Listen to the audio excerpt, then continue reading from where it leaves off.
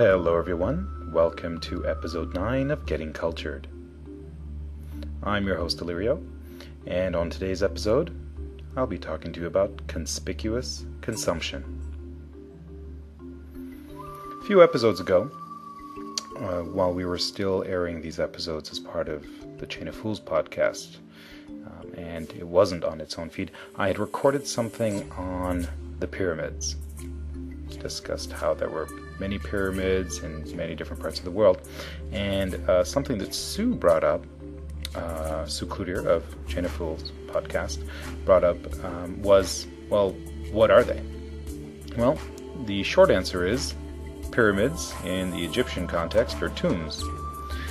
And the long form answer, although pyramids are tombs, they're also a very good example of something known as conspicuous consumption.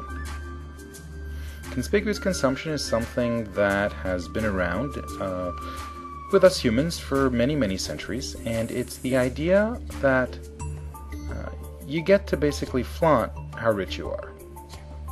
Conspicuous consumption can be illustrated in the form of pyramids, something so vast and huge that it takes hundreds, if not thousands of slave labor type workers, 40 to 50 years to build this giant tomb for one individual, a pharaoh. And you have other examples of very large undertakings, massive amounts of logistics and organizational effort and manpower and just immense resources being spent on what could be done more economically. And the idea of conspicuous consumption is that you're consuming resources, more likely, in a fashion that's quite conspicuous, in a way that's very visible.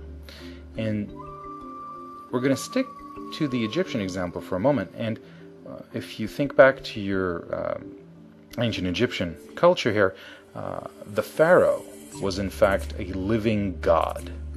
And as such, this individual that is not human, but is actually a god, set foot on earth to these people, to display the power associated with such a being, must have something as huge and as visually intimidating as a pyramid for his tomb.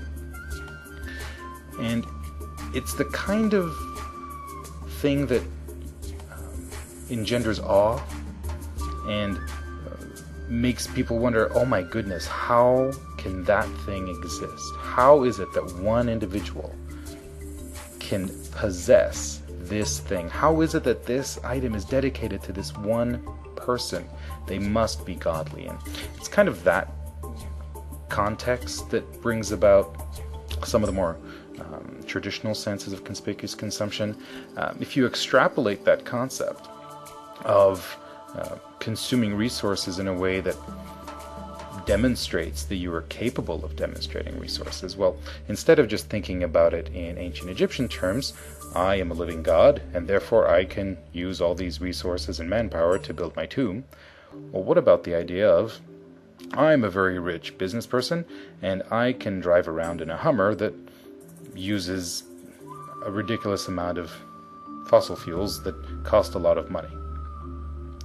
And now you're in the realm of conspicuous consumption in our context, which is, if you have it, you flaunt it.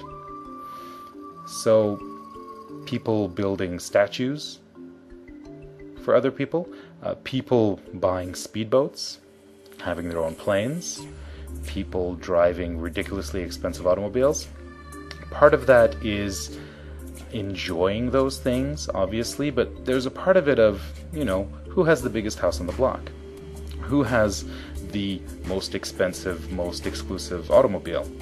Who has the most coveted item, whether it be real estate, jewelry, a vehicle? It doesn't really matter what it is.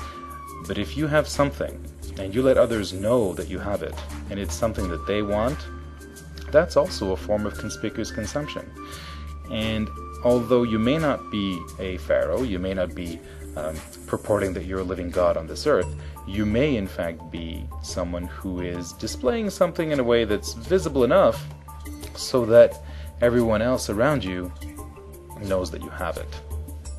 Some people do this consciously, some people are doing it entirely unconsciously, but the fact that we display our wealth, the fact that we display our ability to acquire material objects, is in fact the exact same thing as having an enormous giant tomb built by slave labor. It's the ability to display what we possess and what our capabilities are, and to a certain extent, the power that we have.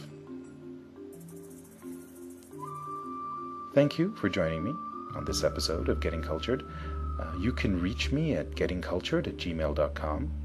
You can follow Getting Cultured's Twitter feed, twitter.com/gettingcultured. Feel free to email suggestions or feedback on any of the episodes you may have heard.